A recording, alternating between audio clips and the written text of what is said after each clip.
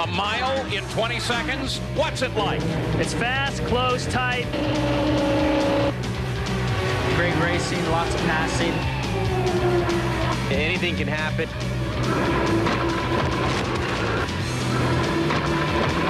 It was really tough.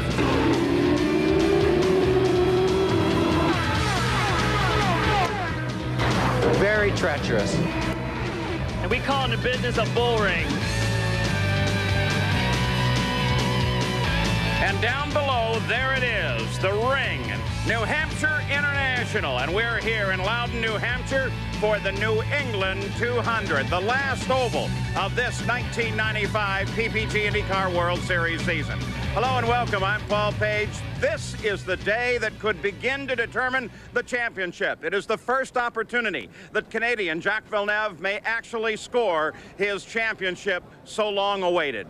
In the points right now, he obviously is well ahead. If he can leave this race with a 45-point difference over any competitor, he leaves this race as the champion. But can he do it? Is it really that easy? Not here at Loudon, because things happen fast, they happen quick, and anything can happen. Take the start just last year as they came down for the green flag.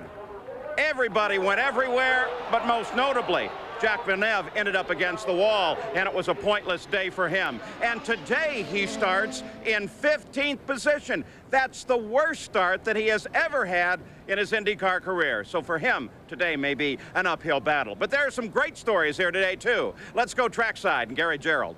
Paul, no question, we've got the ingredients for another absolute whirlwind on this bull ring when you consider only 1 second separates the top 20. And who's on the pole? How about the rookie from Brazil, Andre Ribeiro, the 9th different pole winner this year, the second rookie to do it, Honda-powered Firestone tires. He was sensational at nearly 178 miles per hour. Looked like he had it locked up, and then all of a sudden, late in the session, there came the veteran from Italy. His name, Teo Fabi. He came within 3/100ths of a second as he put his Ford Cosworth power Goodyear tire machine right here alongside on the front row. Tremendous speed on 1 lap. Now they've got to do it for 200 laps with 24 challengers right behind them. So you got the youngster from Brazil up front, you got the veteran from Italy alongside. Where are the Americans, you're saying? Right behind us in row 2, and Jan Beekes is there. That's right, Gary. On row number 2, we have 2 of the hardest charging drivers here on the circuit, both Americans, however, with different engine, tire, and chassis specifications. First of all, Scott Pruitt, of course, Firestone tires, Lola chassis, Ford power. We know how much he loves the ovals after winning the Michigan 500. Now, right next door, the ultra-aggressive Robbie Gordon with a different package again, Goodyear tires, Reynard chassis, and a Ford power plant. Now, we know Robbie Gordon loves to go to the outside here on a 1-mile oval. You think maybe in turn number 1 he might think about going to the outside of Teo Fabi? We're only moments, Paul, from finding out. And then there's the ovals themselves. Derek Daly, when drivers first come to an oval, they're scared to death. And then they decide that they really like them. And you know, the strange thing is, no matter how many times you come to the same oval, they continue to be scary because of the sheer speed you have to run between these concrete walls and be mistake-free. But if you get a car to handle well, you will not have a better afternoon's racing than on a 1-mile oval. And to win, the key is aggression? Oh, aggression is rewarded here so much because these corners are relatively tight for an oval, which means the driver can contribute greatly by hustling the car. But aggressive moves, inside or outside, can make huge differences here, as we saw in '93 in that titanic battle with Mansell and Tracy.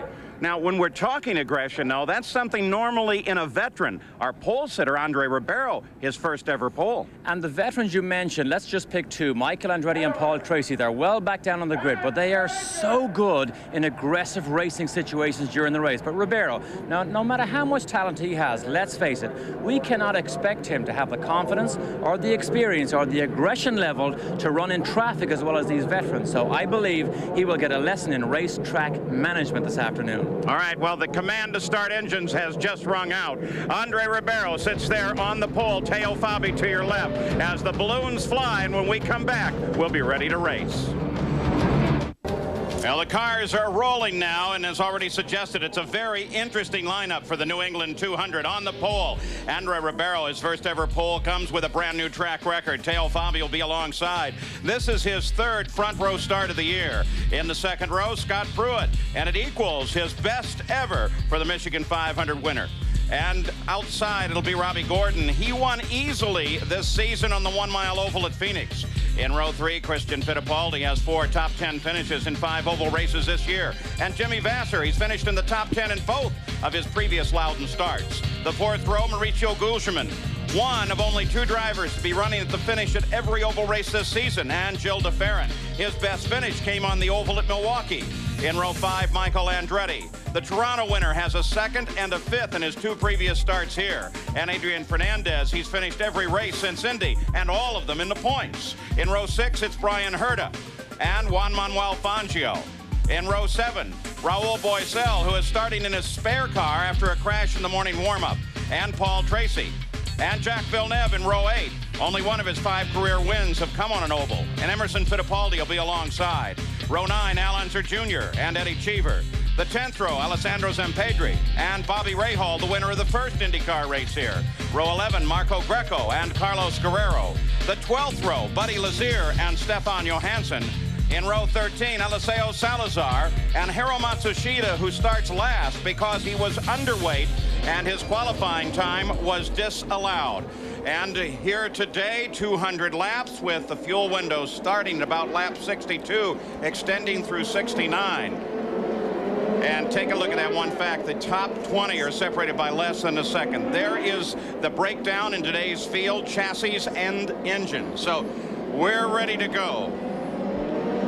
Honorary starter here today, somewhat hidden at the moment, but it's Richard Lugar, the senior senator of Indiana, who was mayor of Indianapolis for many years and certainly knows and understands and loves his IndyCar racing. And we saw the accident last year. One of the problems here in New Hampshire is cold tires. These cars have 800 horsepower that tends to break away these rear tires. Boesel crashed this morning and Johansson crashed in practice on cold tires. So watch the start. Already the PPG pace car cycles off on the backside of the circuit. This is turn 3 as Andre Ribeiro, the rookie pole sitter and track record holder now, brings the field through the 3rd turn into turn 4, begins to pick up the pace, watching for that green, and here we go. Dale Fabi immediately jumps into the front. Robbie Gordon coming up to challenge on the outside. Field safely through 1 and 2, screaming down the backstretch. It's Teo Fabi as we've got an accident coming off of 2. Accident off at 2. Fernandez was the guy involved last year as well. Car badly damaged on the left side. This is Adrian's 2nd big crash of the weekend here. On Friday, he was the 2nd fastest car in practice, and he had a very, very big crash coming off turn 4. So we mentioned it not 15 seconds earlier. Cold tires on the first lap of these races. These cars are very difficult to handle. You can actually listen as the safety crew asks, is he all right? Apparently a nod to the affirmative.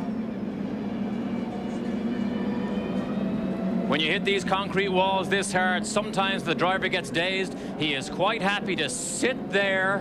He's quite happy to sit there and wait for these experienced safety crews to get to him. Well, appears he's all right as he starts to climb out of the car. There's Rick Gallis, the car owner, and the remainder of the crew as they take a look to see what happened. Adrian's okay and walks away. Derek, here's the way it's set up. Coming off turn 2, you can see he loses it by himself. And once the car gets away from you here, it's a one-way ticket to the hard, unforgiving concrete wall. And although that car may not look destroyed, it is very, very heavily damaged. You see him down on the inside, bottom of the picture. We can take a look from our in-car camera. We've been over his shoulder all weekend here. Here's turn 1.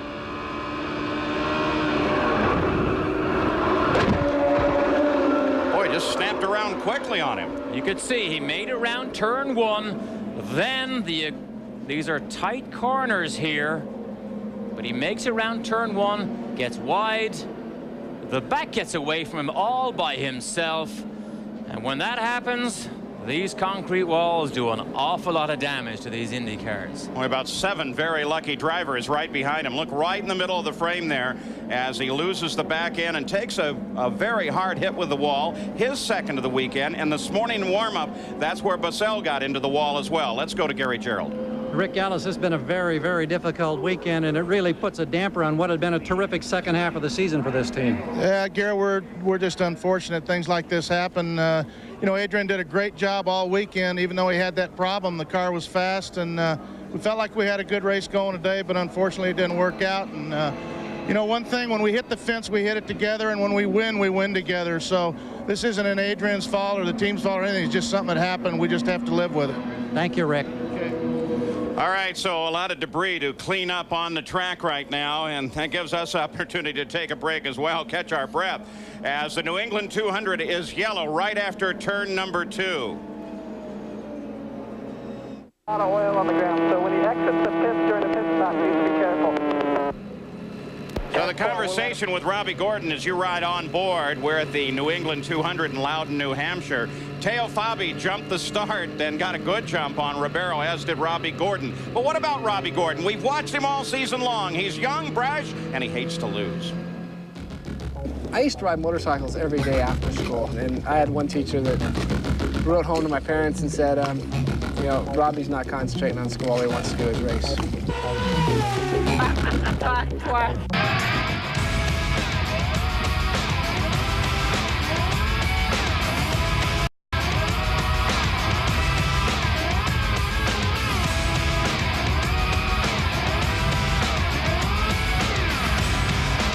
I don't know if I'm the bad boy out there, but I'm just definitely not going to be one of those drivers you can take advantage of and walk all over out there. I like to win races just as much as the next guy, and whatever it takes to win races, we'll do.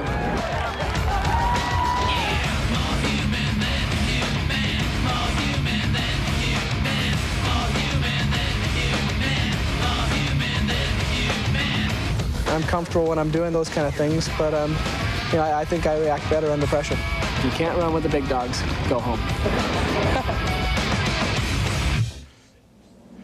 I tell you, he's brash, but he is a good guy and fun to be around. Robbie Gordon, watch for him. Wonder what he's going to get, another off-road championship first or an IndyCar championship. Both are very likely. This is Adrian Fernandez, only his third DNF of the season. He DNF'd at Australia and at Indianapolis, but this was Friday here, Derek. On the other end of the racetrack. Now watch the black patch. He drives onto it.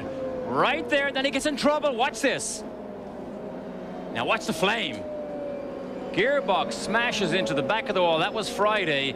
And then, of course, at the opposite end of the racetrack on lap 1, it all went wrong again. This is into turn 1. Makes it safely through. Now he gets in trouble. Listen. He had a headache on Friday night, and he may have another one now, and Rick Gallis may have a headache when he writes the check to Rick fix Gallis 2 has a heartache right now. So they've gotten the car off the track. They still have quite a bit of debris, and they're a little bit concerned about oil that may be laid down there in the first and second turn. We'll be back.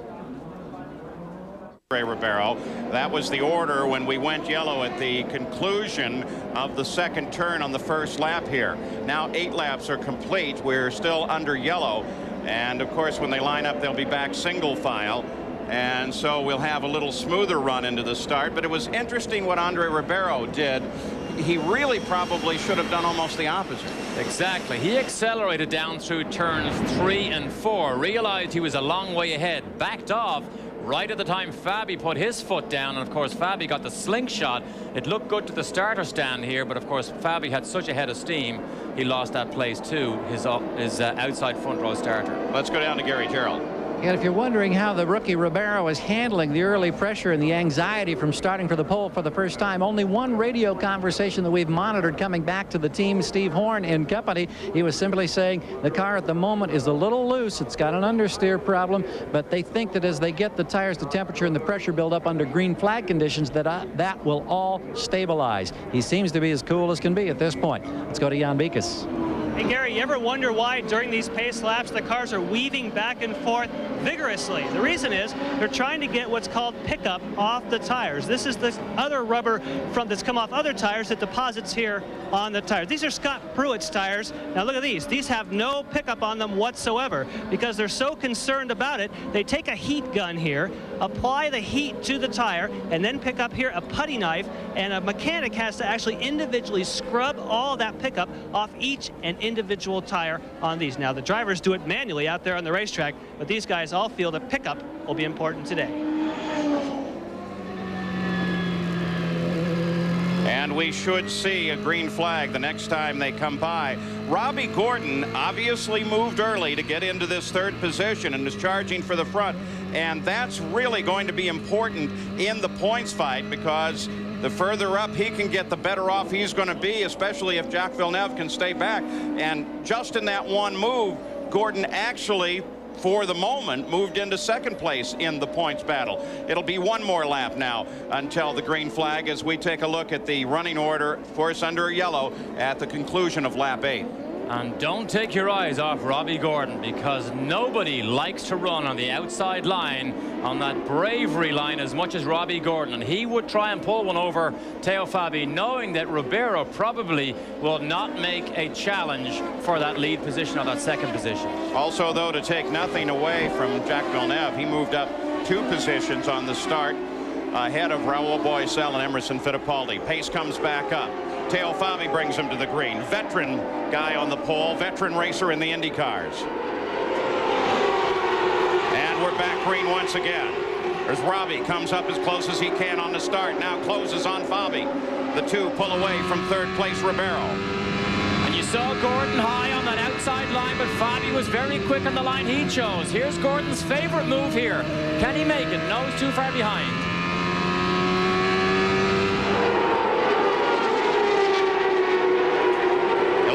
Complete. The field strung out now. De Ferran comes in to make a move down underside Christian Fittipaldi. Oh, that was an aggressive move, an unusual move. He almost had to avoid Christian Fittipaldi, who lost so much time himself, and Michael now challenges him down the inside. Michael Andretti has Christian Fittipaldi on the inside going into 3.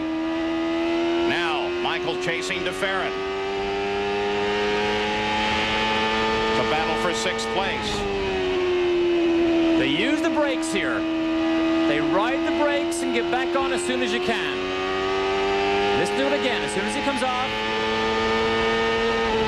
ride the brakes a little bit, set the man up, get over the new patch of ground, and then get on the power. You mentioned at starting, Derek, guys like Michael and his teammate Paul Tracy. Michael started 9th, is now 7th. Tracy started 14th, is now 9th.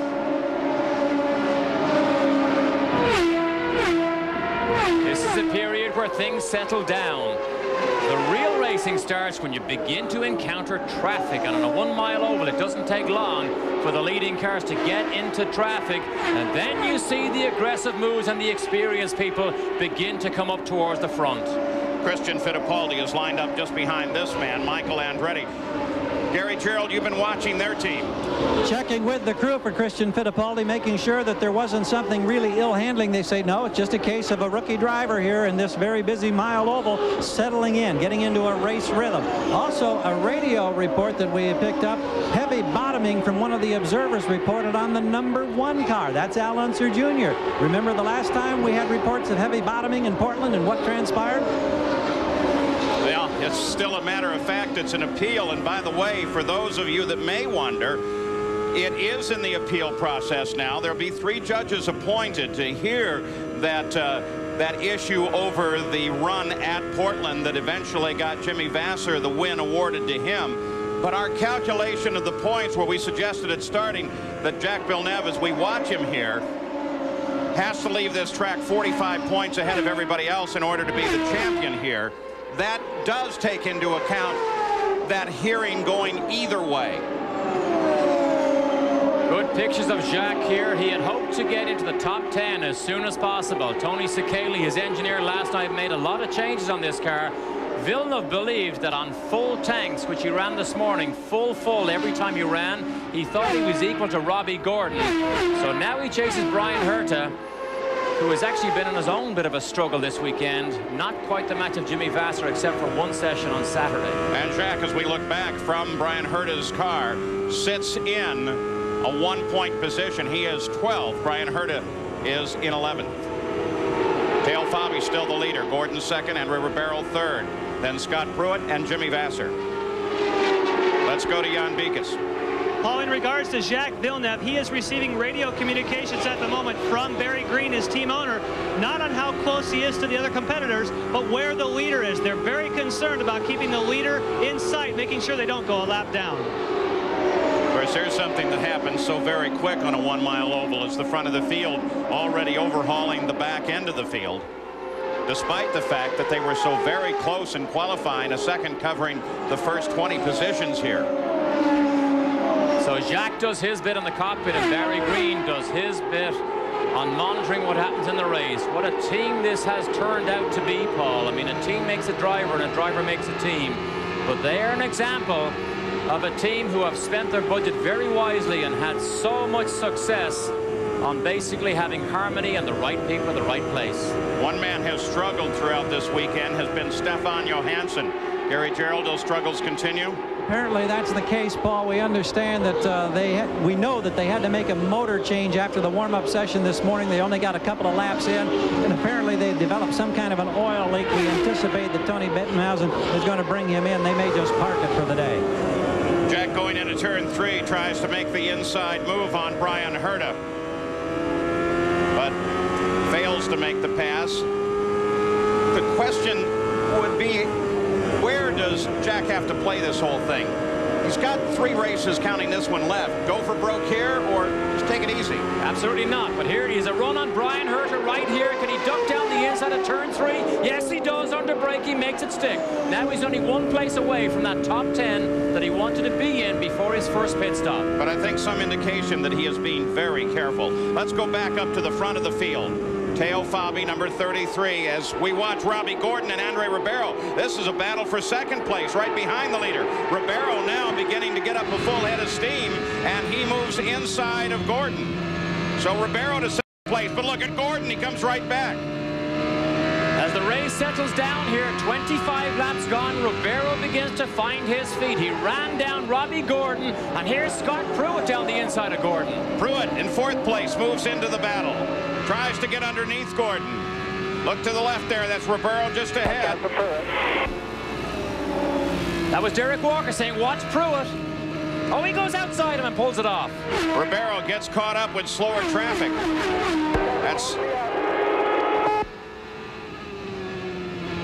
Ribeiro got caught up with Salazar and had to drop back in behind Robbie. But look at Scott Pruitt as he works way high on the outside. And Ribeiro comes to the inside again, and he's got him. Now, this is what's so great about the Magic Mile here in New Hampshire. As soon as you get into traffic, you have to begin to anticipate so far ahead. And that's why you see so many place changes like Robbie Gordon here and Andre Ribeiro. Salazar, the green and white car on the inside, becoming a factor in this, but now he realizes these are the leaders stringing past. And as both Pruitt and Vassar and De Ferran come past.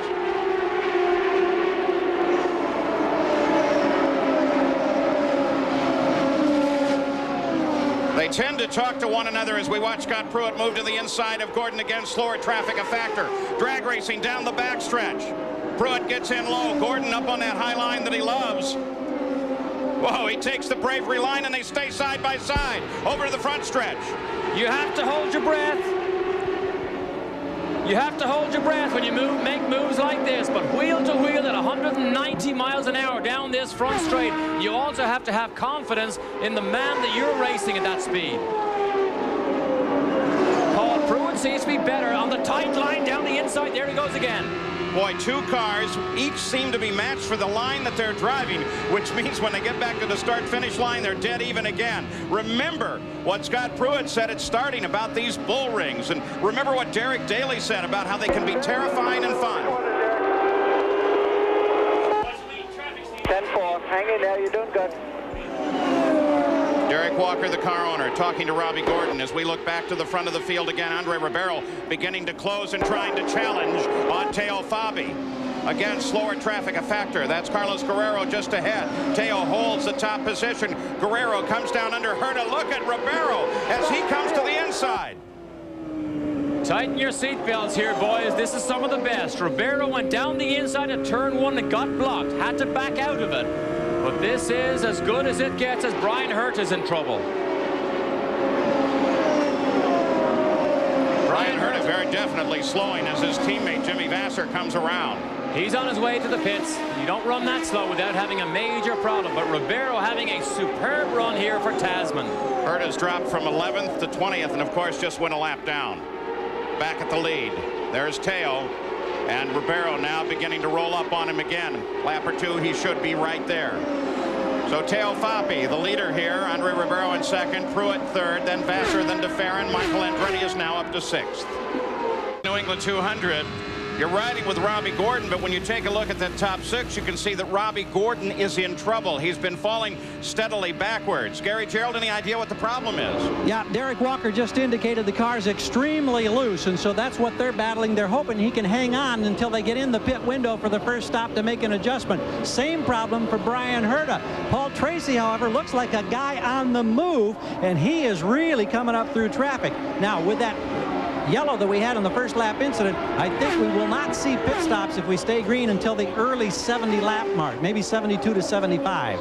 Paul Tracy has moved up into seventh position just behind his teammate as we watch him here, Michael Andretti. Little explanation of the pit window, the way we referred to it. At starting, we said lap 62 would be the pit window. That's in a perfect situation. A team can also figure the pit window from the finish backwards as well. And we've heard Derek Walker talking about maybe about lap 39 they might pit this car. And the only reason Derek Walker would call him in earlier, if he loses so much time on the racetrack with a handling problem, he could take him in, try and fix it, and then send him back up. And look what's going on here. 3 wide into 1 as here is Michael caught up with a whole gaggle of traffic in front of him as he comes down inside of Jimmy Vassar, picks him off for 4th place. And that's the use of traffic right there. Now he tries to go inside Pruitt. Look at that. Oh, Pruitt loses it. And Pruitt catches the wall. He loses it just in front of Michael. Little oil fire at the back of the car. Talk about being right there. I see you. You all right? Got hit up pretty good. It's like I got hit from behind or something. Well, of course, we know different than that, because you saw it right from Michael's onboard camera. Scott Pruitt talking to Jim McGee, his team manager, and the IndyCar safety team right there.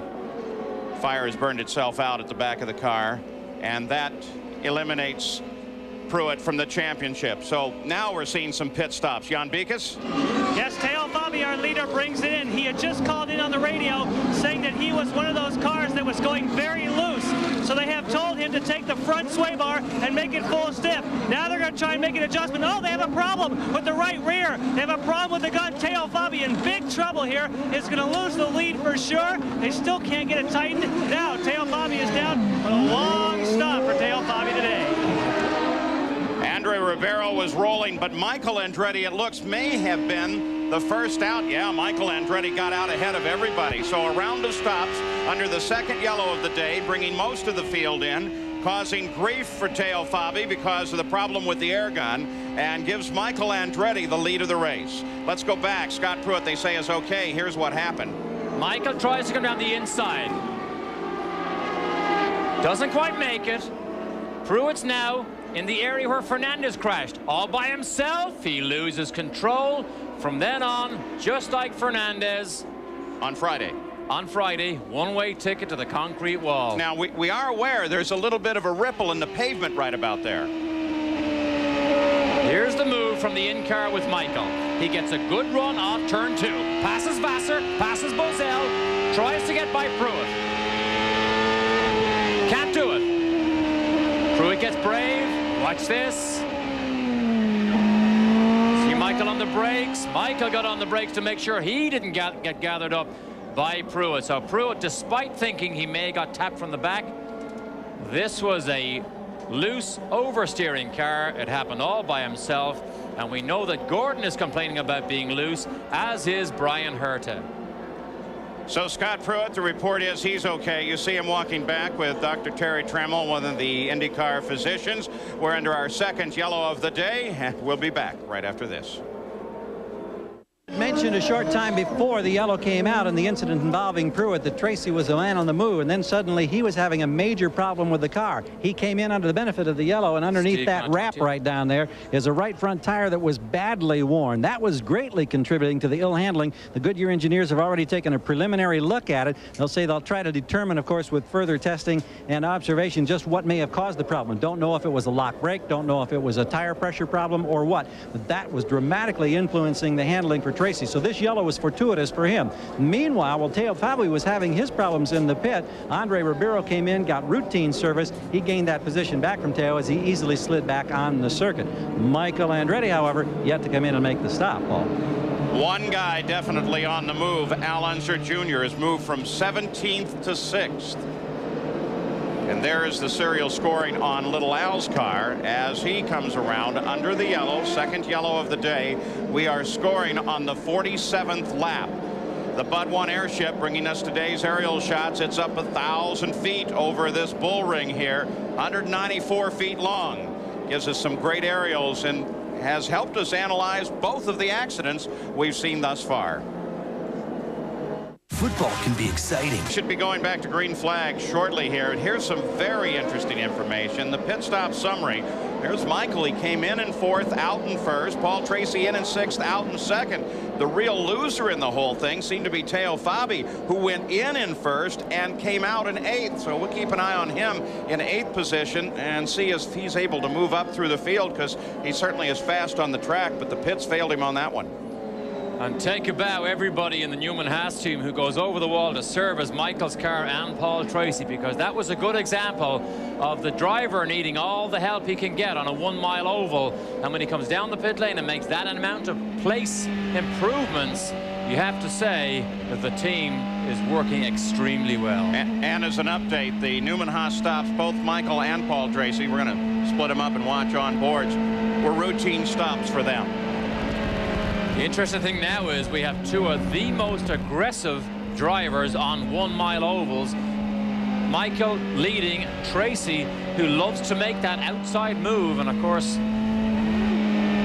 they just got one finger. Next time by, they will get one finger, and it's all action again. Michael Andretti, Paul Tracy nose to tail. That's the split screen you're looking at. Andretti in front, Tracy in 2nd, then Jimmy Vasser, Ribeiro, Christian Fittipaldi, and Al Unser Jr. up in 6th place, who's coming up through the field. By the way, two of the teams, at least, Penske Racing and Newman Haas, sent spotters up to the press level to a grandstand normally used up here by NASCAR, for example, to spot. And there was an official decision that they can't view from up there. They can view from grandstand. We've run into that before at Milwaukee and a couple of other places. They were up there. They said, no, but you can move down to a grandstand. And they were concerned, quite concerned about the safety issue. And safety, certainly, we've seen it as a problem on this track. Here we go. We're ready to run back to green. Lap 51. 1/4 of the race already done. Watch Paul Tracy try to pull a move. But Ribeiro tries to block Christian Fittipaldi. Ribeiro, I think, having a good race here. Staying on the lead lap, keeping his nose clean and learning a lot.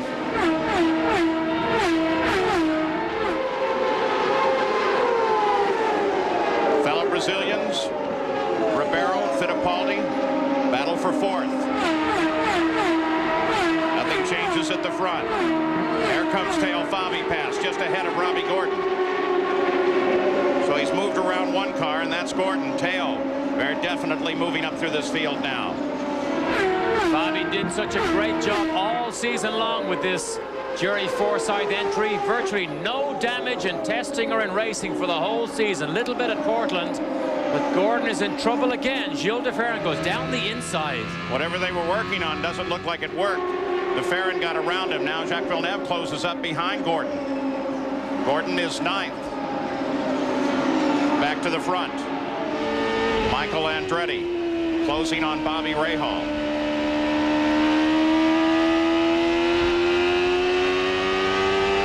Rahal runs in 15th place. Of course, he is the end of the lead lap.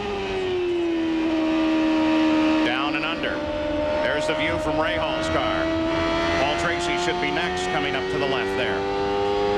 So Rahal, who struggled all week here, is just not fast enough to stay on the pace. Now he's one lap down. Michael has a little bit of breathing space because Jimmy Vasser is on the charge and trying to run down Michael Andretti.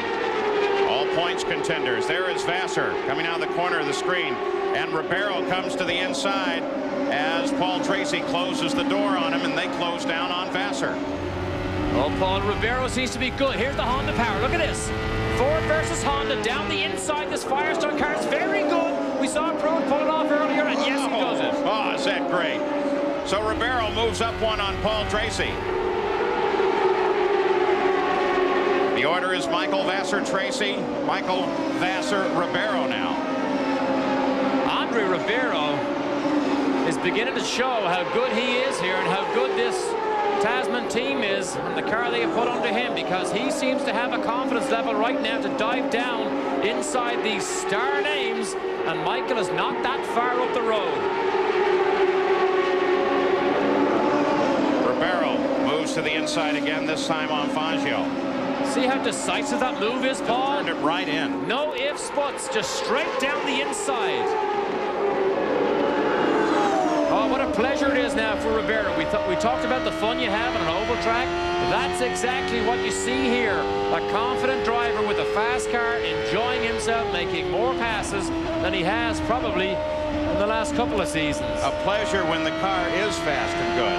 And that's what But it's not like Robbie Gordon's. It can be a very long day. An absolute nightmare it can be. Back to the front of the field. There is the leader, Michael Andretti. Now take a look up. We'll see where second place is. There he is, Ribeiro.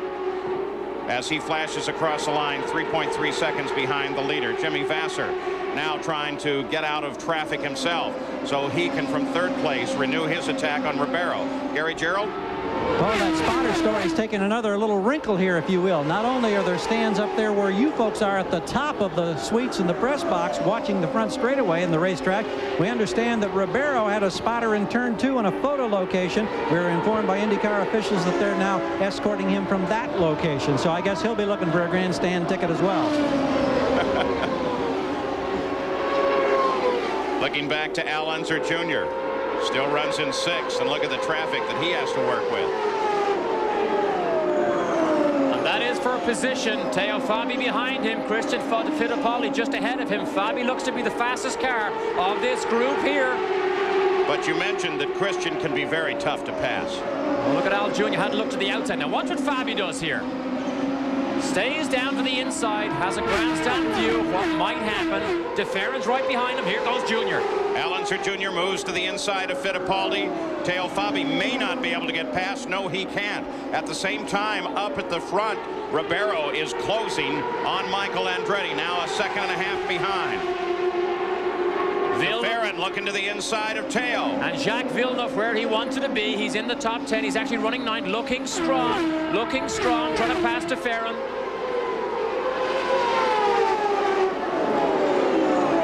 Still can't get it done. See the twitch on the front as he turned in there. That means the car may get away at any second. That tells the driver that's the limit. Don't go any further.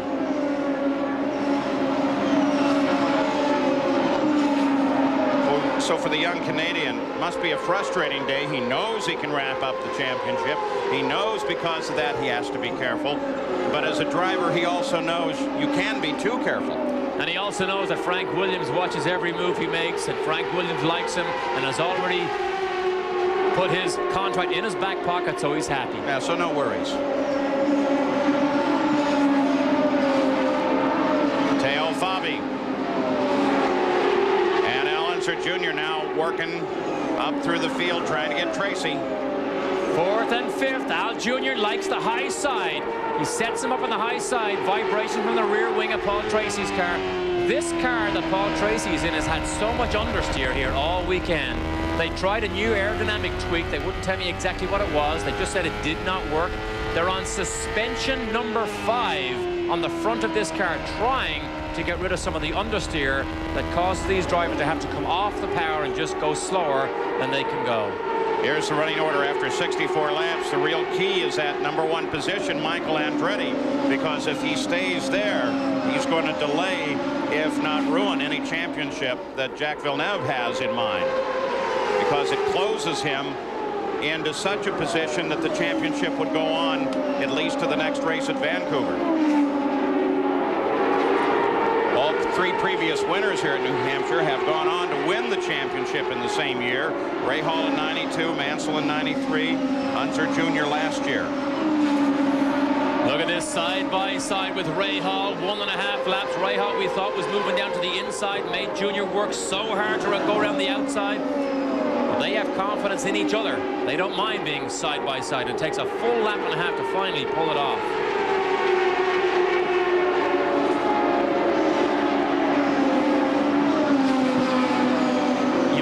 wonder why someone like Rahal just doesn't seem to be fast. If you have a push, you come off the power, you've no option but to let other people pass you.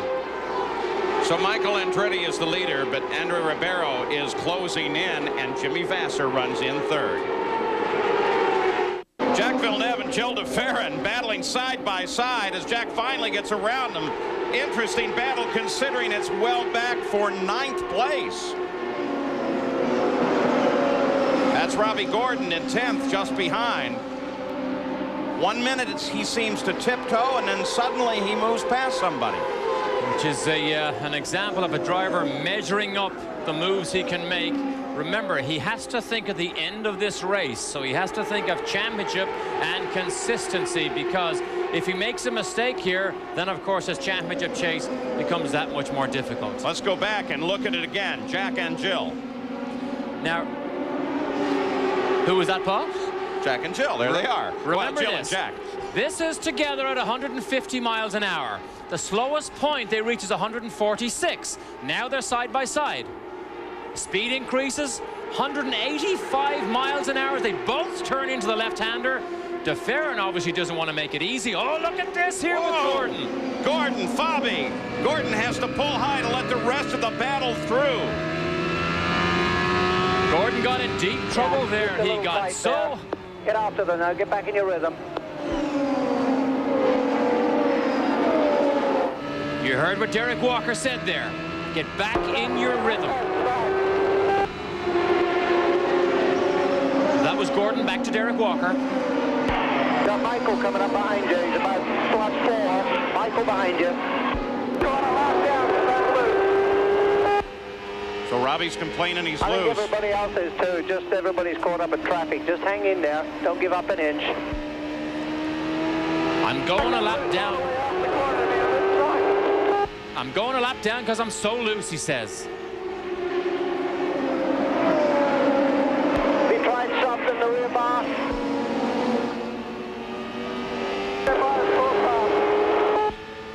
Tried the weight jacker.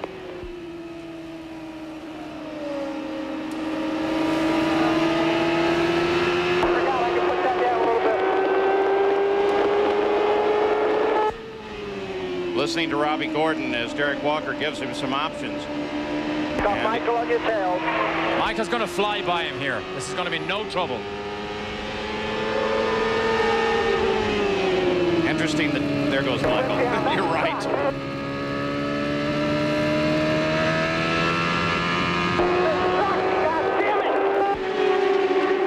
Frustration of a driver. Derek mentioned a weight jacker. Robbie Gordon inside the cockpit can jack weight onto the left front wheel, which actually makes the back more stable. Gordon says he's trying everything. Look at this. Look how easily Ribeiro just flies down the inside. But interesting the way the two-way radios pay off, because it seemed obvious that Robbie hadn't tried that to its fullest extent until Derek reminded him. Sometimes you get so busy trying to hang on and save your life and keep the car off the wall, you don't have time to remember everything.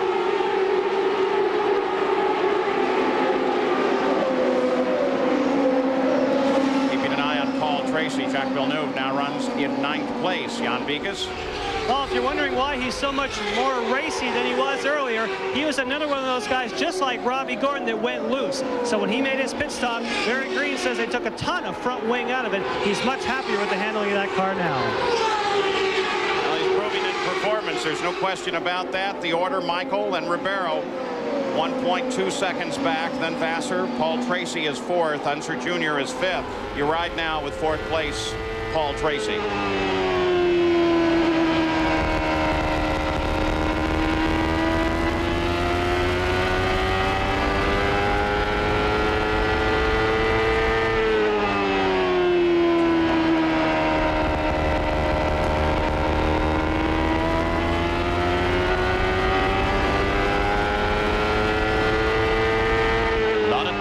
Involved here.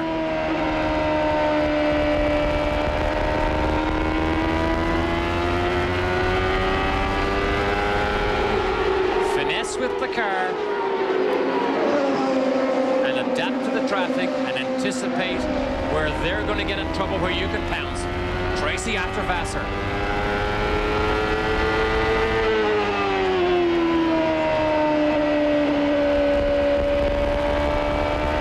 example there. Vassar gets inside Gugelmin. Tracy doesn't quite make it. Vassar gets away. Tracy now forces the issue.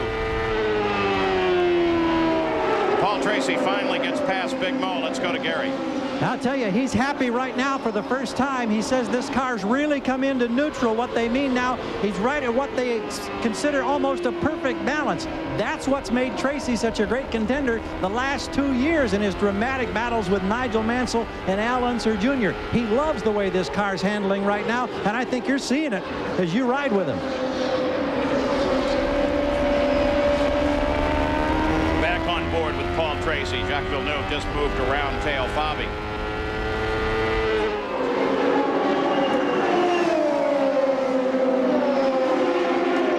Go back up to the front. Michael Andretti, Andre Ribeiro. And look at Ribeiro. That's Théo Fabi, Paul. He's in trouble. He's a lap down now. Yeah, Jack just really screamed around him a moment ago. But look at Ribeiro. Ribeiro is now up to challenge. Superb race by Andre Ribeiro here. Oh, he's quick down the straights. He loves that inside line. Firestone tires on that Reynard versus the Goodyear tires on Michael's car. Comparison of power here on the backside. Honda, Ford Cosworth.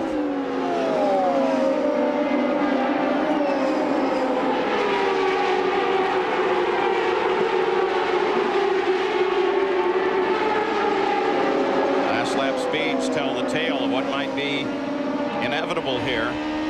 It's Cheever in Foyt's car. Too slow, moves to the high line.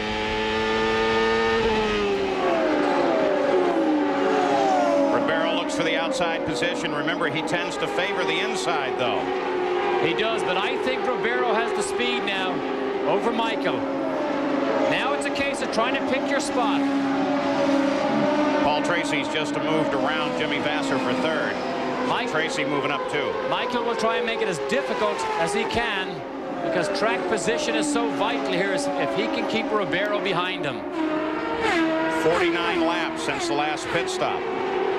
Should be another 12, 13 laps before anybody's ready to head for the pits. But Théo Fabi, who has been having some problems, has headed for the pits early. Jan Beekes is right there. Paul, he's bringing it in because the car is very, very loose. So they're going to change the 4 tires, try and change the stagger on the car, and we're watching carefully. I'm surprised they're not going to change the front wings. No change on the front wings, just tires and fuel for Théo Fabi. Hopefully just the stagger will be a big enough change. Somehow I don't think so.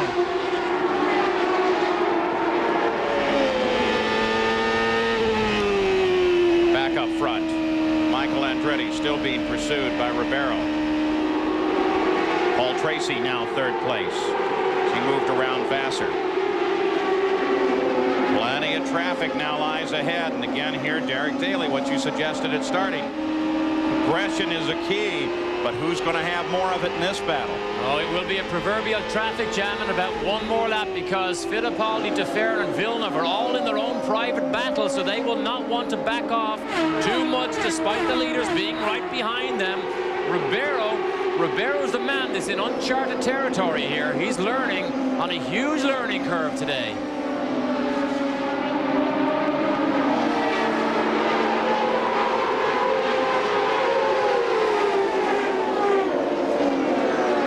Fittipaldi, 9th place, about to be lapped as the leaders come up on him. But the real battle is right here. You see Ribeiro change his line there. He went out. Oh, look at that. Boy, right under braking. Ribeiro almost had him, but then he gets caught up behind Fittipaldi. Fittipaldi lets Michael down to the inside. Now Ribeiro's caught up behind him. Ribeiro has to look for room, and Michael gets away. I don't know what that felt like in the cockpit, but that looked downright dangerous from where we are here. We're a long way away, but Ribeiro tried to make a move around the outside and almost got himself in deep trouble. Here he goes again. Ribeiro now comes up on the right rear, then looks to the inside. From excitement to terror to excitement in less than 20 seconds. He is so confident right now. The key is do not let the confidence override the power of the vehicle. Do not think this car can do more than it can do. Michael is so difficult to pass in a situation like this. And Michael knows the traffic. Oh, Michael knows all you need to know on an oval track like this, but Ribeiro is in a faster car right now. last bit of traffic that they had to deal with. But look at Ribeiro. Ribeiro now moves to the outside, gets very, very high, and he can't get it done. Oh, remember, this is 150 miles an hour off these corners, and they are inches apart. There he goes. Ribeiro takes that line that he favors, ducks to the inside, takes the lead. At the same time, the black flag is going to come out for third place, Paul Tracy. They're seeing some smoke on the car, and they want to take a look at it. So third place will come out. Jimmy Vasser will come back to third. What a pass, though, by Ribeiro. What a move by Andre Ribeiro, the man who has so little experience in these conditions, leading races on an oval like this. What a great, spectacular afternoon he is having. He is brim full of confidence, and that car is brim full of speed. Let's move back to Paul Tracy now and keep an eye on his car. See if we can figure out why they may be giving him the black flag. What might be the problem as we pass the halfway point now. And here is Tracy answering that black flag, heading down into the Newman Haas pits all the way down at the far end. And Gary Gerald's there to watch. Gary, you have any idea what they're looking for? No, they know no more, or at least they've indicated no more than what we heard from the IndyCar officials, and that the fact that there was some smoke there. Boy, Tracy's hot. He did not like the fact that he was called in. They're taking the usual precautions of changing the rubber. And no, at the back of the car, the official is pointing, saying no. And at the front of the car, Tracy wants to go. An official won't let him, won't move. Tracy gestures desperately, but he is not going to go anywhere, according to these officials. At the back of the car, pointing emphatically, saying something back there. We're at the front of the car. Now the crew runs back to look as well. Billy Camphausen comes in. He shakes his head, waves his hands. No, you're not going anywhere. It's over for Tracy. And boy, this team and this driver is not happy. Well, let's stay with this, see exactly what it is. Ribeiro still running in the lead. We'll track him running in traffic. They're going to take the cowling off. The team doesn't want to give up on this yet. There's Ribeiro as he comes up to lap Jacques Villeneuve. Look at this in the cockpit. Look, Billy Camphausen and Tracy literally were nose to nose as Tracy had thrown the steering wheel. He grabbed at the hand of Camphausen, and there was an animated discussion. It may continue as Tracy's now out of the car. Boy, emotions running real high. And Billy Camphausen, of course, in the worst position of all, being the one who has to call that infraction. We yet do not know what the reason was to pull Tracy out. We should know in a few minutes. Paul Tracy absolutely livid, having had such a spectacular run all the way to third place with a car that he thought and we thought looked like was getting better as the race went on. Now they come down, they take a look still at the back end, and we're still looking to try and determine exactly what the problem was. Ribeiro out in front, but this was what gave Andre the lead of the race. And boy, look at how fast he just stuffed it down the inside and took the lead. We'll be back. Should be due for a pit stop anytime now by this, the leader of the race, Andre Ribeiro. 69 laps since his last stop. Official reason now being given for Paul Tracy's being yanked out of third with the black flag is an oil leak, Gary Gerald. Well, here's Paul Tracy now, and he's had a chance to kind of collect his thoughts. They're now saying IndyCar is telling us an oil leak at the back of the car, but I know there was tremendous emotion, and you were very angry. Well, I think it's a bogus call. They said, you know, they're saying we can't go back out and we can fix the problem, but they're saying they won't let us run. So I think that's a bogus call. It's eliminating us from the championship. I had a great race going. We need the points. It's right to the end of the year. I'm trying to move up into the top 3, and they won't let us return, which is disappointing. And what were you telling Billy Camphausen, because you were almost literally nose to nose? I said we got to get back out, and he says no way, we're not letting you back out. So I think it's a bogus maneuver on behalf of IndyCar to eliminate a guy when he's running in top 3 position. Are you worried about disciplinary action because of that altercation? I could care less. You know, it's more important where we finish on the racetrack. Thank you, Paul. Angry.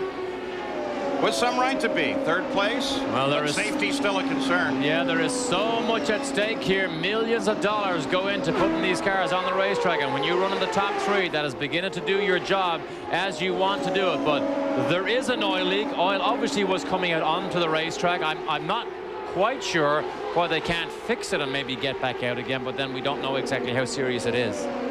And, you know, there is a little bit of a comparative issue. Wide open road course, maybe you could have a little oil leaking. Tight bull ring oval, you don't want any spray on that racetrack. No chances because of safety. When you go through these corners with that white concrete wall on the outside, any slight bit of oversteer caused by fluid, you are in for a headache. In about 2 minutes, we ought to see Andre Ribeiro head for the pits along with the rest of the leaders. And what this has managed to do is dropping Michael down into second place with Ribeiro's pass is once again impacts the way the points fight goes. For a while there, with Michael in the lead, the championship would go on to the next race at Vancouver, Canada.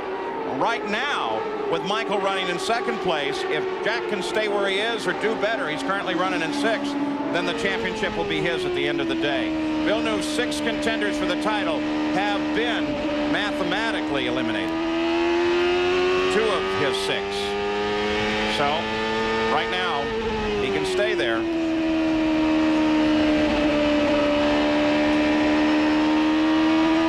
You can see now that Michael is beginning to struggle to get by Bobby Rahal. We saw how easy he did it earlier. Well, he made it work for a little bit, but he's not quite as fast. And Ribeiro, who is putting on a superb display here of driving talent and a well set up racing car, is just absolutely running away from Michael. A little more on Paul Tracy. Gary, do we know yet what was leaking? Paul, I happened to get a chance to take a look underneath the rear wing as they brought the car back up on this side of the wall, and it's very congested. They couldn't move it, and you could clearly see drops of oil coming off the whole lower stanchion. So apparently there was a very pronounced spray. It's definitely a lot of fluid. It appears to be oil, and there's no question it was significant, at least in my opinion.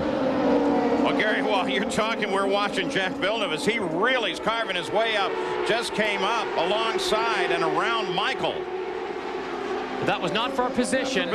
Not for position. Yes, he's back on the same lap now as Michael, but you can see Michael beginning to struggle. We can only presume his car has gone loose. The rear does not have enough grip. That is a problem here. These cars tend to go loose the more these races go on here on the Magic Mile at New Hampshire. Back 11 seconds in front now. Still Andre Ribeiro, and should be heading for the pits anytime. And right here, Andre Ribeiro is going to make his turn in. Will Michael Andretti turn in behind him? They're both 79 laps since their last stop. So here is Ribeiro, and Jan Beekes is watching. Andre Ribeiro brings it to a stop. You saw the front brakes lock up there just briefly. Andre Ribeiro is happy with the handling of the car, but is having a few problems with the brakes. Maybe that's why we saw that one move when he had Michael, and he went way high. So right now, they're just planning on changing the tires. There, all the fuel's in. Andre Ribeiro, nice job for him. We'll have to see if he hangs on to the lead, Paul. So Ribeiro at the 122nd lap, in and out. Has to be careful here. Don't want to get above those yellow lines, or you'll be right back in with a stop and go penalty. Again, the essence of the oval, safety's the key. You don't want to pull a car right out of the pits and right up into traffic. And Ribeiro during that stop never even lifted his visor, didn't even want to get some cool fresh oxygen, was so happy with the position he was in. Good job by the Tasman crew. Boy, this is a great race. They will watch this videotape for a while. Second time he has led an IndyCar race. Was so impressive at the 500 at Michigan. He led 68 laps here, the most by any driver that afternoon. And now he leads in convincing style here at New Hampshire. Well, on the stop, Michael Andretti and Jimmy Vasser were able to get past Ribeiro, but of course they're due to stop as well. Ribeiro becoming the first, along with Al Unser Jr., of those to make the second round of stops. And doing so on the 125th lap, the presumption is then that you go to the finish. And this package is so good. It seems to be unusual that Steve Horn would want to change to Lola cars for next year, but that's what he will do. He'll leave the Rainer and go to Lola, the same car that Michael Andretti is in here as we ride over his shoulder, still running in the lead because of Ribeiro's pit stop. Back in front, riding with Michael Andretti. Gil de Ferran's pitted, Christian Fittipaldi is pitted, Jack Villeneuve is pitted, Robbie Gordon has made his stop. Emerson Fittipaldi made the stop, also did Mauricio Gugelmin.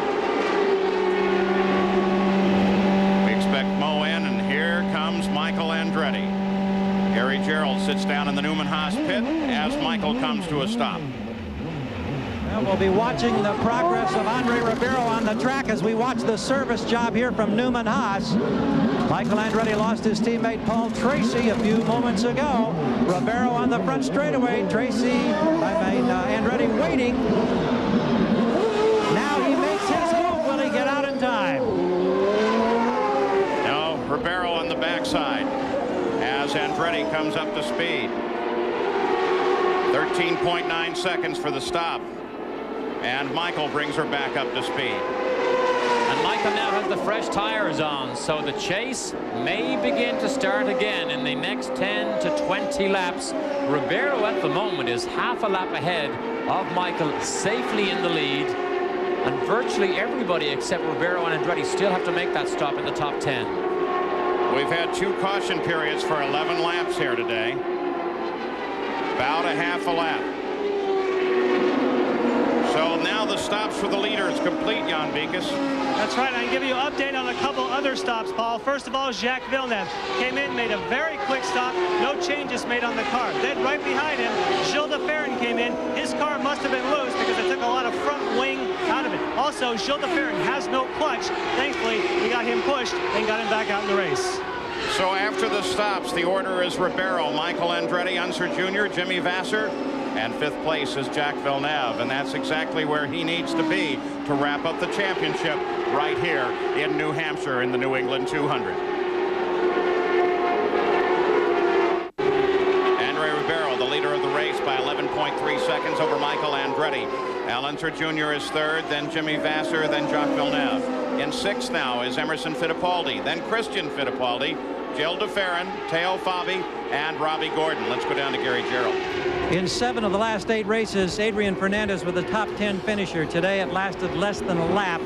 First of all, you appear to be all right. Is that the case? Yeah, we're fine. It's we're really disappointed about what happened. We don't know exactly what happened. I just lost it. Coming out was really slow, and I just put the power on the car snap oversteer. It's different from the accident I have in practice, but it's a shame for the guys. The Gallus team, he's been doing a great job, and my sponsors, they got the Quaker State, but you know, it's sometimes things happen, and we just have to learn to live with this. I mean, it's not a good weekend for us. We just have to forget about it. Thanks so much, Adrian. Glad you're all right. Thank you. Boy, and while they were talking, you got an idea of why, as a leader, you can be sailing along, have all the speed, all the handling. Did you see him lock that front? That was a bit too close for comfort. If Steve Horn sees this on the monitor, he will tell Ribeiro, back off a little bit. Watch this, down inside to Ferran. Watch the front wheels.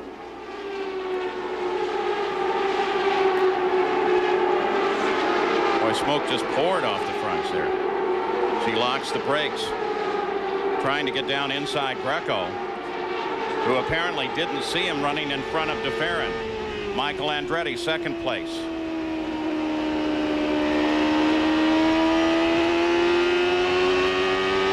Jan Beekes, you've been watching Andre.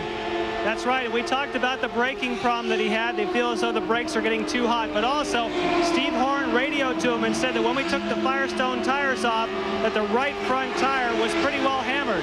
In other words, telling him to take a little bit easy on it, make sure he doesn't wear it out for the end of the race. Here's the pit summary once again, in and out. Penske team did some work for Unser Jr. See, Team Green there did a great job for Villeneuve. The fastest of those pit stops gained him a position back on board. Robbie Gordon, Emerson Fittipaldi gained 2 positions, 8th all the way up to 6th. But Robbie Gordon has a struggle on his hands today, trying to manhandle this Valvoline Reynard. When it goes loose, you have to work all you can to get the best out of it. But sometimes all the changes you make, you still can't make headway. Gordon currently runs in 10th. Leader is Ribeiro, then Michael. Here's 3rd place, Al Unser Jr., just crossing the line. And once again, if he stays in position and nothing changes, we're going to be celebrating our first IndyCar champion here in New England. In fact, close enough to Canada. A lot of Canadian fans down here anticipating just that. A lot of Quebec license plates. Good good look here at Al Jr. People might ask, why do Penske struggle so much this year? Do you realize that in almost every single race this year, Penske cars are going faster than they did last year when they dominated so many races? But this particular car this year, they're having a tremendous amount of difficulty getting the balance right. Grant Newbury, their engineer, told me today they believe it's a mechanical imbalance somewhere in this car that hampers Al Jr. and Emerson, and they can't quite put their finger on the problem. Update on Little Al, Jan Bigas. Well, from the handling side, we checked with the crew, and they said the car went a little bit loose in the mid-portion of the race. But then he came in, made his final pit stop. At least they hope their final pit stop did not change the car. They're hoping just fresh tires will bring the car back to a balance for Al Jr. Running order after 143. Mauricio Guzman, he stayed out. There he is, 84 laps between pit stops. He had a great expression after Friday when he had difficulties with the car. He said, obviously you can see we are out of the lunch today, but tonight we'll work on the car and make things better. Ah, you foreign guys. Of course, you know, all year they've been trying to Americanize him, named him Big Mo. So at the front of the field, the 9-second lead, Michael Andretti beginning to move in as Andre Ribeiro. Andretti is second, then Junior, then Vassar, then Villeneuve. Over New Hampshire International, Anheuser-Busch's aerial ambassador, the Bud 1 blimp. It travels to sporting events all across the country, providing beauty shots and, in the case of auto racing, some shots that can tell you intervals, what's going on, and how the crashes occurred. Ribeiro out in front. Michael Andretti second, then Unser Jr., then Jimmy Vassar, Jack Villeneuve. Nothing has changed while we've been away. And Jack Villeneuve, you see him there, the 27 car pulling up just behind Robbie Gordon. He is in a position to walk away from this race as the IndyCar champion. The New England 200. We're at now lap 152. And there's the running order of the top 6. But the question that I would have, Ribeiro sits 10 seconds ahead of Michael Andretti. Gary Gerald, he's going to really be going a long way on the fuel tank that he has now. Can he make it to the end? We're just talking with the crew, Paul. This is the 200, New England 200, but that's a little misleading because remember this track is a little more than a mile long, 1.058 to be specific. Consequently, the race distance 211 miles, and further of consequence, the pit windows have been narrowed for a two-stop race. Andre Ribeiro pitted on lap 121. He'd have to go 79 laps, and if it stays green all the way, there's a concern over fuel. So they've gone slightly to a fuel conservation mode. They would really like to have a yellow to take away any of that suspense. Jimmy Vassar runs in 5th, but Emerson Fittipaldi just got past him, and Vassar's beginning to fall backwards, so perhaps Vassar has a problem here. Running an average speed of 129.7 miles an hour. We have had 2 caution periods, one for Fernandez, one for Scott Pruitt. You've already heard from Fernandez. Scott Pruitt is okay as well. Hopefully we'll be hearing from him shortly. But the record here is Bobby Rahal, set back in 1992 at 133.6, so at 129, we're beginning to close in on it. On board with Gordon, we watched out the window 2 laps earlier when Vassar got himself into all sorts of trouble on the way into turn 3, went right up beside the wall, backed off, lost several positions, not from cars who were passing him for position, but from lap cars. Now he gathers it up again.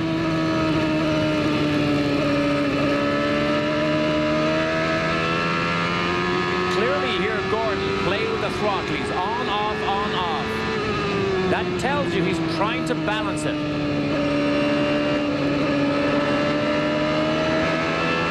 If the car handled well, he would get on in one long, smooth application of power. That's always the indication of a confident driver that doesn't expect anything unusual to happen. Back to the pits, Gary Gerald. One of the concerns happens, Paul, for all of these drivers late in the race. If you get outside the groove, you get up into the gray, you pick up all of that loose rubber that's come off tires through the preceding laps. Drivers in the drivers meeting yesterday, several of them, including Robbie Gordon, Paul Tracy, very concerned about that, because with the tire battle between Goodyear and Firestone, compounds have gotten softer. Tires throw more debris up, and you get off the line, it costs you. That was the problem for Jimmy Vasser just moments ago. He got in the gray, he picked up a lot of excess rubber, having a hard time scraping it off. It's impacted the handling of the car. Watching Jimmy Vasser, car 12's fallen back to 6th now. Guzman just ahead of him, but Guzman, of course, running down in 14th, one of the lap cars. Right behind Vasser is Gordon. Emerson Fittipaldi, there he is, Jan Beekes. Well, we checked with the Penske crew, and it turns out that Emerson Fittipaldi's race setup has been just about perfect. They haven't changed the car all day, and right now the Penske team is trying to get up from 1 lap down. They're actually radioing to Al Unser Jr., giving him intervals, and they're going to try very, very hard here in the closing stages to catch Andre Ribeiro and get back on the lead lap.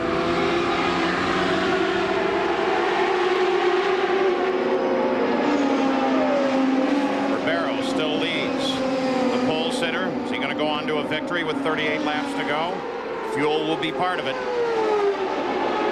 Michael Andretti is second, 16 seconds back. The unusual combination of this season, a rookie driver. He was here last year in the Indy Lights series. He wasn't a winner, but a rookie driver in a Reynard car with a Honda engine and Firestone tires. Something that has never proven itself in the past to be successful. And Steve Horn has put this package together. And what a superb job this team has done. A new team back in IndyCar racing. Of course, Steve Horn, a lot of you will know him from his days at True Sports, and he was so successful with Bobby Rahal. And again, next year, he wants to run a Indy Lights team as well as an IndyCar team. On board with Bobby Rahal, sits in 12th place. Guy who came in here with a chance at the championship. It seems to be going away now. The championship is right now firmly in the grasp of Jacques Villeneuve.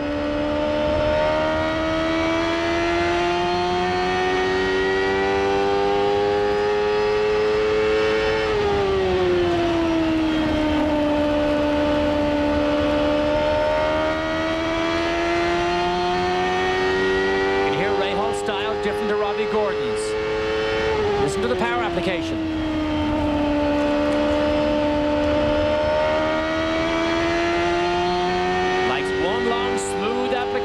Doesn't hit it hard enough early enough, though.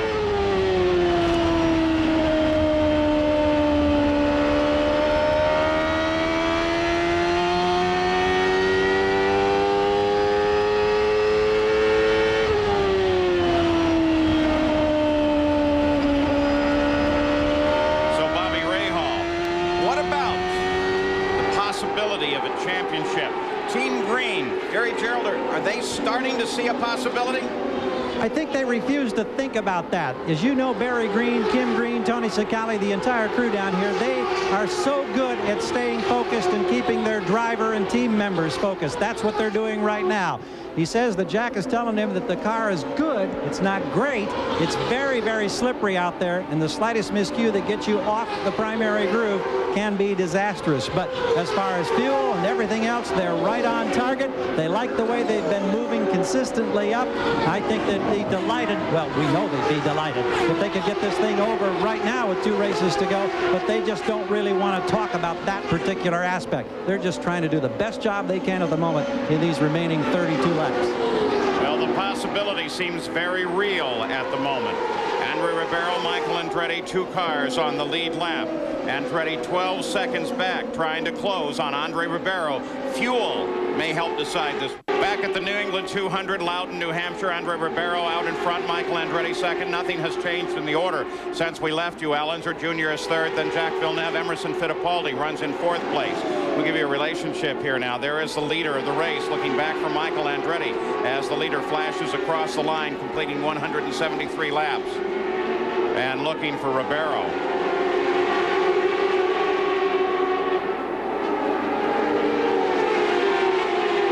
Miss him. There's Michael. 15.7 seconds behind Andre Ribeiro. To give you an idea, Paul, of the difference in lap speeds, Andre Ribeiro was 3 miles an hour faster on the last lap than Michael Andretti. So he has this race well under control as long as he has enough fuel in that Honda car to go all the way to the checkered flag.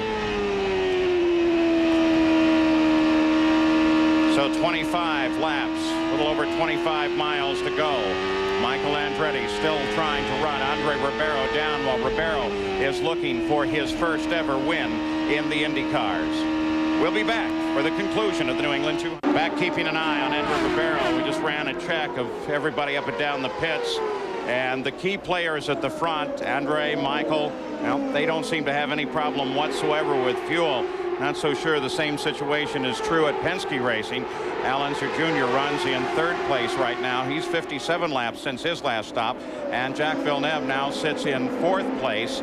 And one factor that is going to affect the overall outcome of a championship and a possible wrap of it here today, as we suggested at the starting of the show, is where that appeal with Al Unser Jr. over his win in Portland. Remember, he was disqualified and the win given to Jimmy Vasser. Well, if Al wins that appeal, then he'll come out of this race only 34 points behind Jack, and so the championship not yet determined, and that's based on little Al's position right now. So the championship can go on, and the appeal, well, it'll be some time yet before it will be heard. They're still putting the panel of 3 appeals judges together.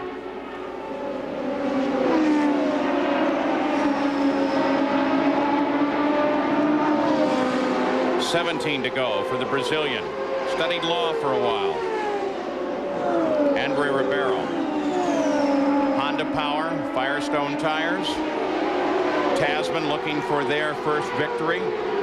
Steve Horn, who was so prominent in bringing Bobby Rahal to championships, stepped away from the Indy cars for a while, got his feet under him as his own owner, had success in Indy Lights, now back up to the Indy cars.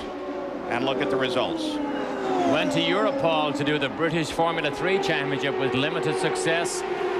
But he came up through the Indy Light Series. That's a good shot of his team manager, team owner, Steve Horn, on the radio to his young rookie who is learning so much this afternoon, leading this race in style.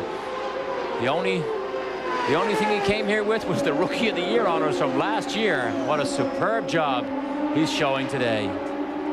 You got a view of him at the start. The senior senator from Indiana, Dick Lugar, former mayor of Indianapolis, big racing fan, got to do something I've always wanted to do, watch from a starting stand at the start of the race. Has joined us up in the booth, watching up here as we continue to watch Andre Ribeiro and Michael Andretti, as Michael's still trying to reel him in, but it's not happening.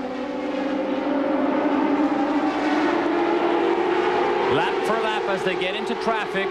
Ribeiro goes faster, then Michael will match the speed, then suddenly Ribeiro pulls away again. But at the moment, we can only presume that Ribeiro is beginning to take things easy. We saw him shoot round the outside of Michael earlier in a very dangerous looking move, got away with it. We saw him lock his brakes inside Gugelmin. He got away with that.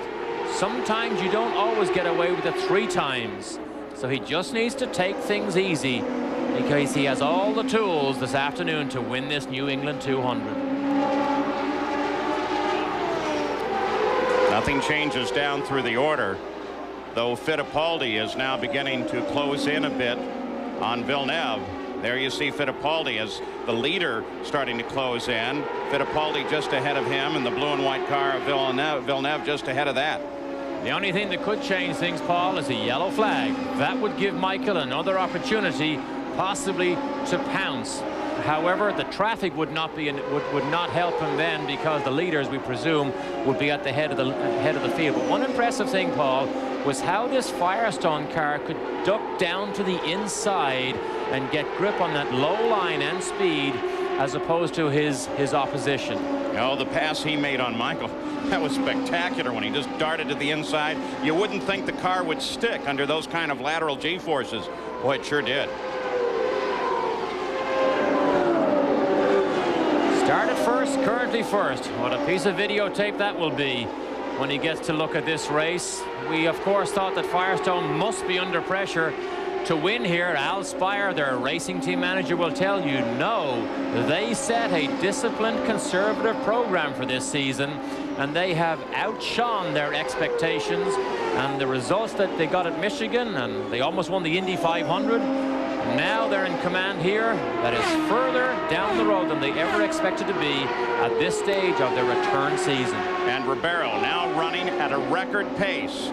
The record pace 133.6 set by Ray Hall, and now Ribeiro with 8 laps to go at 134.085. 22 of the 26 starters still running, Jan Beekes. Checking in with Al Unser Jr., of course, this has huge championship implications. Al Unser Jr. in his Penske machine feels as though they're very, very tight on fuel. Originally, he was trying to chase down Andre Ribeiro to get the lap back. Now, he's really slowed off the pace, just trying to conserve fuel. Now, if anything happens, of course, that throws a whole wrench into the championship scenario. A concern to all of us here today, normally in the booth, our scorer throughout all of these IndyCar races is Fran Leonard. He's rushed out of the track here yesterday. His son Chad, who is quite an avid and successful go-kart racer, was injured in an accident yesterday in Michigan. He's in the hospital intensive care unit. We have a more promising report now that he's improving, but our best wishes and prayers go out for Chad. 6 to go. Ribeiro leads. Michael's closed a little bit, now 14.2 seconds. Michael closing, Ribeiro taking it easy. What do you think? Ribeiro controlling the race. I still believe, from what we can see in the lines he can take, he has the power and the speed to challenge, even if Michael manages to get close enough. He is still almost half a lap behind Andre Ribeiro, and the traffic at the moment is beginning to fall Ribeiro's way. Michael on the backside. 4 to go. Notice the distinctive front wing on this Lola. They have tried 3 different front wings, 3 different rear wings on this car, trying to get the understeer, which is very prevalent during qualifying in particular, out of this Newman Haas Lola. They have yet to put their finger on the problem, and that's why Paul Tracy believes in race conditions on these over there are always better than they are when they try and qualify. Ford Cosworth power there in Michael's car, but we're looking at the potential of history being made up in the front. Honda power looking at their potential first IndyCar win. Remember, so very close at Indy with Scott Goodyear. Now 3 to go for Honda. Andre Ribeiro and Tasman first for everybody there. You mentioned Honda power. Will the Newman Haas cars be powered by Honda engines next year? There have been meetings, there have been discussions, and Carl Haas knows a good engine when he sees one. There we've got a crash. Buddy Lazier. Lazier catches the wall, turn 4. And will they get it cleaned in time? Marco Greco down on the inside. Now Steve Horn talks to Ribeiro as the white flag will come out, so that won't change anything. Ribeiro will see the white flag, and unfortunately, he'll see the checkered flag under yellow. His first win will come under a yellow, but still a well-deserved victory. As Ribeiro now taking a look at the white flag as he gets through the accident zone and down the front stretch. There are 2 cars involved. Buddy Lazier is one of them. He made hard contact with the outside wall. That's in Dale Coyne's car. There is also one of the Pac West cars involved in that, I believe. Is it Gugelmin? Now Gugelmin appears to be in the line, as does Fangio. Greco is the one that we thought. There's the checkered flag. Checkered flag for Andre Ribeiro, for Honda, for Tasman. Great victory here today, right from the pole. Ribeiro takes the victory as the yellow comes out on the final lap. And Andre Ribeiro has taken the victory. Oh, what a nice win. Let's go to Gary Gerald. Steve and Christine Horn, I know the emotion must be huge at this moment. What are the feelings? Well, we've had a couple of get away from us this year at Indy and at Michigan, and I think this is a great credit to Andre. Drove a fantastic job, and I just got to say a very special thanks to Honda in particular and to Firestone for giving us the product. Guys on the team never gave up. So many people were skeptical. They said a rookie had no chance on a bull ring like this to win. Did you give him much of a chance? I gave him a lot of chance because he did a great job in lights, and this is the next step for him, and this is great. Well, get out there and enjoy it. They'll come off the wall, and we'll head with the crew as we get down there to get a word with Andre Ribeiro. Do you think, Paul, he knows where Victory Circle is? I think we'll have plenty of people down there to point him to it. And boy, is he a happy guy, too. This will be a popular victory, too. He's so well-spoken, enjoys life, enjoys racing so much. Yeah, Buddy Lazier, he's out of the car. He's obviously okay. We'll check on Marco Greco, too. Down on the inside, he looked to be all right. Look at this. I love to see this celebrations when a rookie driver gets to take his first win in unusual circumstances, because it really was the unexpected, but that gives Firestone 2 wins in the last 3 races. 3rd win from the pole this year. Gordon, Detroit, Villeneuve at Elkhart Lake. Let's go to Gary. Well, it's chaos, as you might well expect. We're trying to get, here's Andre right here. He sits down on the side pod. Christine Horn has just gotten here. And we'll try to get that helmet off, and and we'll hear the first words that come out of this young Brazilian's mouth. I don't know. I think it might be a howl or a scream of delight or something, but Andre, he gets the breathe right strip off the nose, the earplugs. What's the emotion of this moment, young man? So many people said there's no way a rookie can win at this racetrack. You've just done it, and you've done it convincingly. Well, I can't believe this is the greatest moment in my life. It's incredible. It's incredible. What were your concerns when this day started? What were you trying to remember as the key that might get you to this moment? To be patient, very, very, very patient. I was talking with Steve Horn all the time on the radio. They were keeping me cool, but I tell you, the last laps were difficult. It's great. Great. How tough was it with the last lap when you saw the yellow? There was an incident there. Was that the realization then, this thing is won? You knew that it was only a lap or 2 to go? Well, I really tried to wait for the last lap, really the checkered flag, because I knew the race only would finish on the checkered flag, but it's an incredible moment. It's great. He's got the Brazilian flag in his hand. He wipes away the tears. He displays it. We now have 9 different winners this season, Paul. So Andre Ribeiro takes the victory here over Michael Andretti. The championship still goes on while we wait the results of an appeal and, of course, the actions of Al Unser Jr. on the race course. There's still plenty to talk about here in the New England 200, but congratulations. There's the unofficial results. Andre Ribeiro on his first win. Definitely underway for Andre Ribeiro. What about second place, Jan Vikas? Michael Andretti. Well, of course, Michael Andretti normally would be pretty excited about running second place and running a competitive race, but where did Andre have the speed on you? Was it the tires? Was it the Honda power plant? Where do you think he pulled out the distance? I think he had, I think Firestone did a pretty good job this weekend with their tire, and he had a lot of grip, especially in traffic, and, you know, my car was quite good, actually. I was pretty happy with it, but, you know, that was a difference, I think. Now, tell us about the championship. This pretty much eliminates you from a championship hunt to go to the front, with Jacques finishing 4th, but still some good, exciting racing to come. Oh, yeah, no question about it. I mean, we'll just try to finish on a high note and get him next year. You know, we still want to go after second place, and, you know, that's still gettable. We enjoyed watching you today. Thank you. Thanks. Let's go to Gary Gerald. Well, here's Al Unser Jr. from 17th to finish 3rd. That itself is pretty remarkable around this place, but the thing that we want to ask you about is your impressions that relate to the championship, because the appeal leaves everything up in the air. If you win that appeal, you're still mathematically alive. Yeah, we just, you know, we just don't know. It's something that I just want to congratulate Ribeiro. He did a great job all day long, and you know, the Honda ran great for him, but my whole Marlboro team, Penske, did a super job. My guys, they got me in and out of the pit so quick. We passed like about 5 or 6 guys on that first stop, and so you know, without them, it was really great, and I just, you know, want to say hi to Al, Cody, and Shannon at home, and we'll be home later on. As you congratulate Andre Ribeiro, did you think coming into this weekend that a rookie could win a race in this bull ring?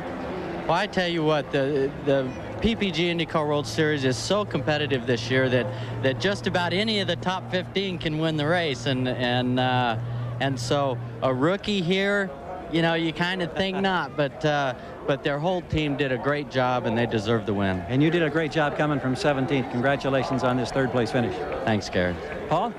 So still plenty else to take a look at. Look at the partisan crowd for Brazil and this Brazilian win. I'll tell you, the flags came out here at the start-finish line. Look at that. They love their racing, and they love this victory. So here in Loudon at New Hampshire International, a first-time win, a run from the pole for the victory for Andre Ribeiro. Still more to talk about, more to do here as the championship fight, in fact, does continue. We'll be back. Above, now below, it's quiet on this bull ring at New Hampshire International, and history has been made. That young man, Andre Ribeiro, has taken the victory. The championship fight, well, it goes on, Gary Gerald. And here's the man who's involved in it, of course, the smile on his face, a tough day's work. Your worst qualifying effort of the year, Jacques, starting 15th, you end up 4th, and you take a huge, huge step now to clinching the championship. So I would think you and this team have got to be very proud. Oh, we're very happy. You know, it was a great effort from everybody in Team Green, starting where we were. It wasn't looking great for the race, but we knew we'd have to go in there and be aggressive. And on the first set of tires, after 10-15 laps, the rear started to slide quite a lot, but we're always running in the gearbox of someone, so we're using the tires a lot. But after that, we made a few changes, and the car was really strong for the end of the race. We were just talking with Al Unser Jr. about his title hopes, and of course it all hinges on the appeal that is still pending. How much does that appeal enter into your thinking, the thinking of Team Green? Well, in a way, it's annoying to think that, you know, points can be given back, and then that would change the whole championship. You know, that thing happened a long time ago, and it's funny that you know, it might still change. But if it changes, you know, mathematically, it's still possible that Al gets it. So we're not going to stop fighting till the end. Well, congratulations on your drive today, and thank you. Thank you. All right, Paul. So Jacques Villeneuve, as he continues his battle in the championship, again, the unofficial results, we'll look through the full order for you, but there was no question about that victory by Ribeiro. He was well ahead, 14.48 seconds, the margin of victory, down through Jimmy Vasser, as we'll take a look at all of the unofficial results, and we'll take a look at the points for you after we get done looking here. And the points fight now affected by that appeal hearing for Al Unser Jr.'s performance at Portland. And that will be heard by 3 judges. So when we take a look at the points here, 168 to 114, but the key is down there with Al Unser Jr., because if he picks up some more points, he jumps up to 132 if they give him his win back. So that's what we're watching and what we're waiting to see. When we come back, we'll take a look at some highlights of the day here in the New England 200, one that saw history made for Ribeiro and Honda. As a result of today, the win by Brazil tightens up their position in 3rd in the Nations Cup battle right now, with the United States still out in front. There's the Manufacturers' Championship. Honda getting a handful of points here. Coming up next, the 22nd annual Big League Softball World Series Championship. I'll tell you what, it is terrific. Don't miss it, from Tampa, Florida. By the way, Scott Pruitt, we didn't get to interview him. That's because they're still going to have him rest a little bit, but it appears that he is okay. Some highlights of the day as we say goodbye to you from Loudon, New Hampshire, and the New England 200.